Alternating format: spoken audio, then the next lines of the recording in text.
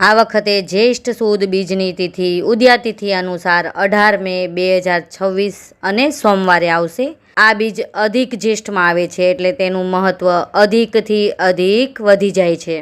આ દિવસે દાન તપ જપ માટે અમૃત ચોઘડિયું છે સવારે 6 થી 7:40 સુધી। ત્યારબાદ જો ચલ લાભ અમૃત ચોઘડિયામાં પૂજા કરવી હોય, દાન તપ જપ કરવું હોય તો તેનો સમય છે લગભગ 10:50 થી લઈને 3:50 સુધી।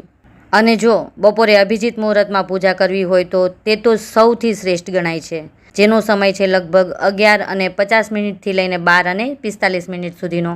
આ દિવસે રામદેવ પીરની આરાધનાની સાથે સાથે કાઠા ગોરમાની પૂજા, પુરુષોત્તમ ભગવાનની પૂજા, તુલસી પૂજન અને વહેલી સવારે સૂર્યદેવને અર્ઘ્ય અવશ્ય અર્પણ કરવું। પુરુષોત્તમ માસના અધ્યાયો, કથા અને નામ જાપ માળાના વિડીયો ચેનલમાં આગળ મૂક્યા જ છે, જે અવશ્ય શ્રવણ કરજો।